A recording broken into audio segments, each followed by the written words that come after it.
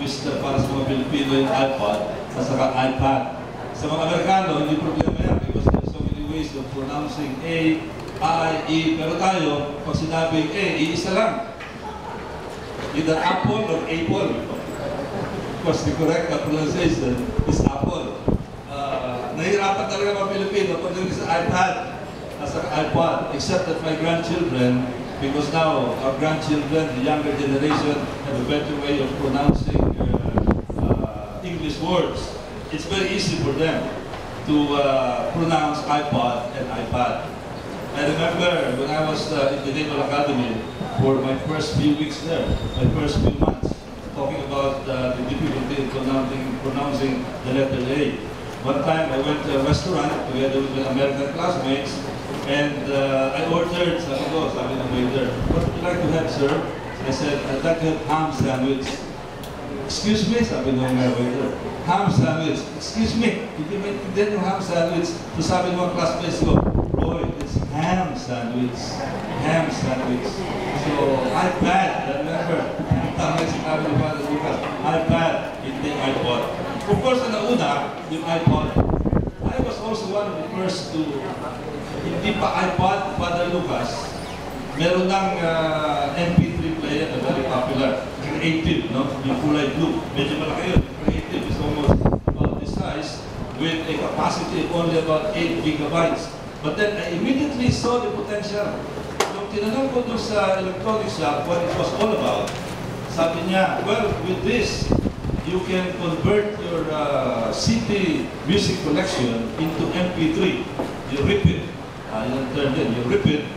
And instead of carrying 1 CD or 10 CDs on your trip, you can download maybe about 20, maybe about 100 CDs. Sabi ko, wow!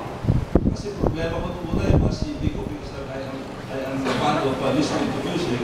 Pero kung marami kang CDs sa kotse mo, masyadong clutter. Ano ito? Kung meron 10, 20, no? Hindi pwede isa lang.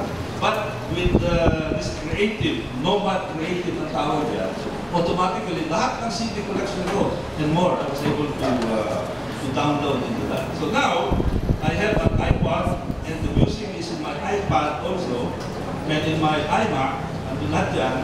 And I'd like to tell you that I downloaded about 16,000 songs in my iTunes.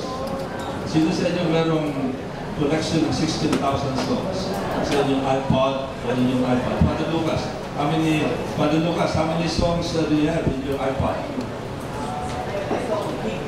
Gig. Well, numbers. I have 16,000 and 16,000 songs, and I built up a 64 gig capacity of my iPad here. But actually, the iPod that I had was 160 gigs. Kasi nung una, meron malaking 160 gig na iPad. 64 gig ngayon. And that was what we call your iTunes collection. iTunes. So music, again, can be broadcast. And andyan yung iPad. And of course, the other thing is online news. Ito, yan yung power ng online news.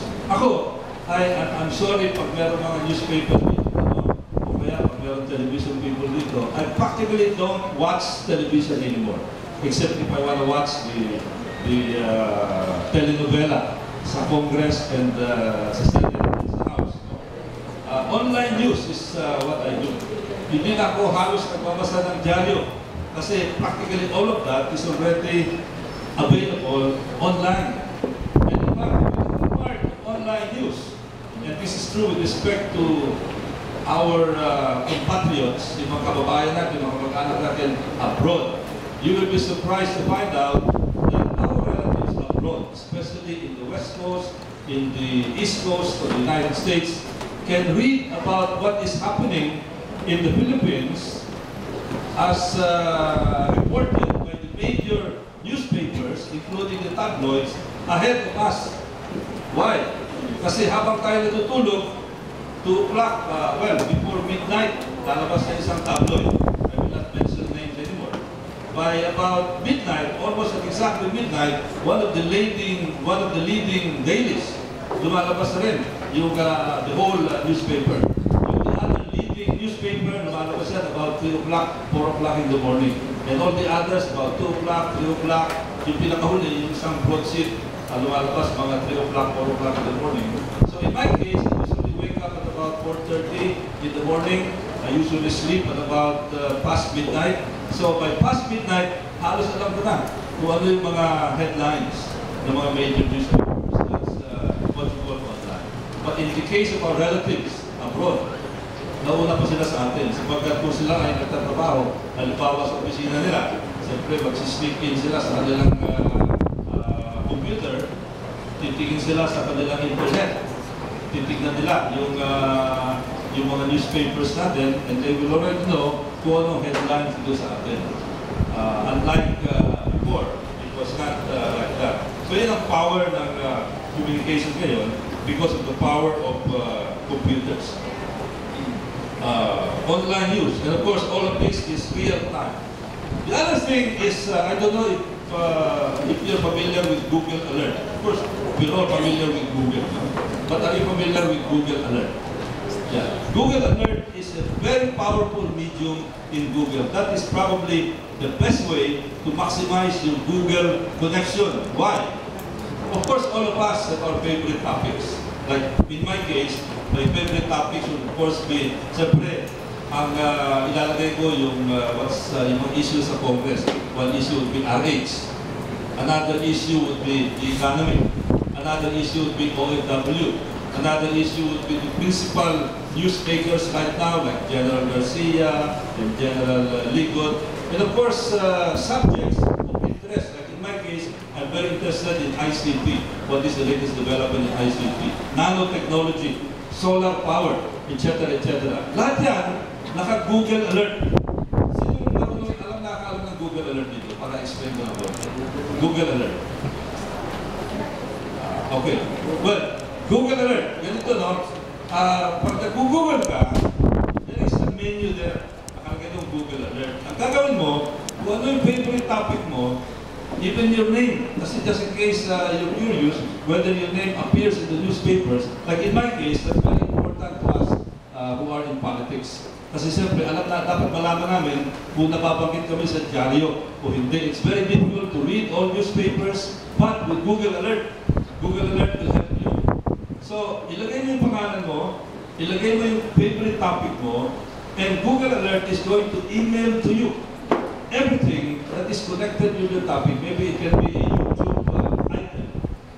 It can be an article that was published by a magazine somewhere in Finland or somewhere in Kazakhstan. Ganyan ka-extensive yung Google Alert na to. Or it can be a tabloid. So if you feed, say ito, this is practically spoon-feeding the news to you. And this is powerful, very, very powerful. And I would like to suggest this to everybody. In fact, my colleagues who were not familiar, magugulat kayo, no? Yung mga ibang, even the younger members of Congress were not familiar with this until explain it to them. Sabi nila, ano? Saan mo nakukuha lahat ng mga information na sinasabi mo? Meron ka bang researcher? Sabi ko, ang researcher ko, Google. How can you keep up with all these items that we're talking about? Sabi ko kasi dito sa Kongreso, meron tayong mga favorite topics, no? Things that would arise in the course of a session or because of a debate. Naka-ready na ako dyan, so naka-Google Alert yan. So, because of that, i-email sa akin yung article, i-email sa akin yung link doon sa article o sa YouTube or whatever, sa video. By the way, kasama sa Google Alert sa Charis Tumpeko because I'm a fan of Charis Tumpeko. Kaya alam ko rin yung mga nangyayari about Charis, whether kung ano yung resulta ng kanyang concert sa Japan, sa Las Vegas, sa New York, etc. etc. So, ipipit sa akin yan. So, alam ko yan. And then, if the article is of interest to me, I would look at it, review it, and then email it to my staff. And my staff will print a hard copy and file it away. So, nakafile na yan, may topic ko, magsusulat ko ng topic niya. So, every time there is something that would arise in the course of a debate, iti-text ko yung staff ko, sasabihin ko staff ko, please send to me my file on whatever is the topic. Maybe a file on RH, a file on solar